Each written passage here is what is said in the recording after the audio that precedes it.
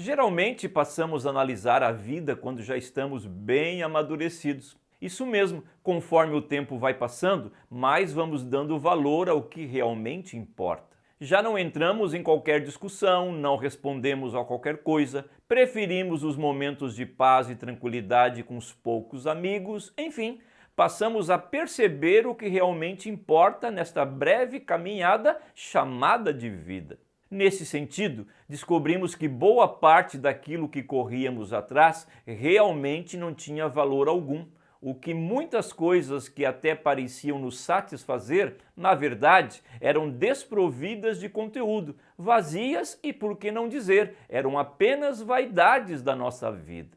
Esta realidade da vida e o seu real significado está disposto de maneira poética na Bíblia Sagrada, no livro de Eclesiastes. Assim como os livros de Jó, Salmos, Provérbios e Cantares, Eclesiastes faz parte de um grupo de livros denominados livros de sabedoria, ou livros sapienciais, ou simplesmente livros poéticos. Estes livros retratam as mais diversas situações vividas pelo povo de Israel ao longo do Antigo Testamento. E ainda que apresente de maneira poética a história dos israelitas, traz para nós a palavra de Deus, que, quando aplicada, resulta em diversos benefícios para as nossas vidas. Olá, tudo bem com você? Sou Moisés Brasil e seja muito bem-vindo aqui no canal. O vídeo que você está assistindo faz parte de uma série de vídeos, os livros da Bíblia, onde cada um dos livros é apresentado em um vídeo. Desta maneira, assistindo cada vídeo desta série, você vai se aprofundando no conhecimento do conteúdo dos livros da Bíblia Sagrada. Esta série está organizada em playlists, ou seja, os vídeos estão agrupados de acordo com a sua classificação na Bíblia cristã. Epístolas históricos do Antigo Testamento, poéticos, evangelhos, profetas maiores, profetas menores e etc. Peço também que você se inscreva aqui no canal, clique também no sininho das notificações para ser avisado quando um vídeo novo chega por aqui. Claro, deixe também o seu gostei se você gostou do vídeo e também o seu comentário. E se você quer se aprofundar um pouco mais, tendo um bom material de estudos em suas mãos, então torne-se membro do canal fazendo uma assinatura. Dê uma olhada lá na área de membros e veja os benefícios de ser membro do canal. Dito isto, agora vamos ao livro de Eclesiastes, um dos livros poéticos do Antigo Testamento.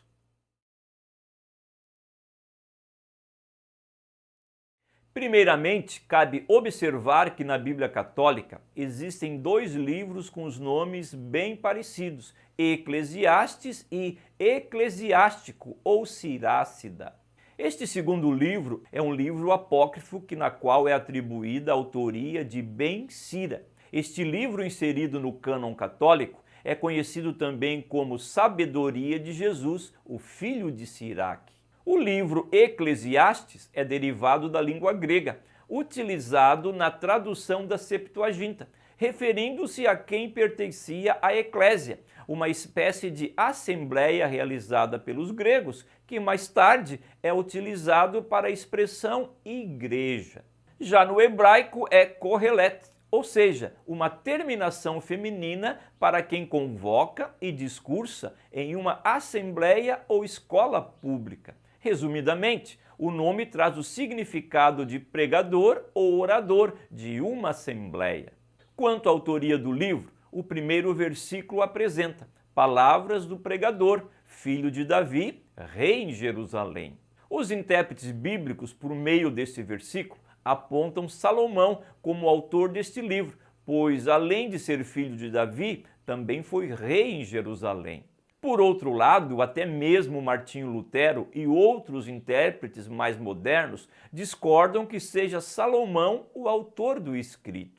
Uma terceira opção para a autoria junta a autoria de Salomão com outros autores não identificados, que além de compilar o texto de Salomão, também acrescentaram escritos ao livro. Quanto à data, diante da discussão em torno da autoria, pode-se ter o tempo de Salomão, próximo ao ano 990 a.C., ou, se não for Salomão, próximo ao ano 250 a.C.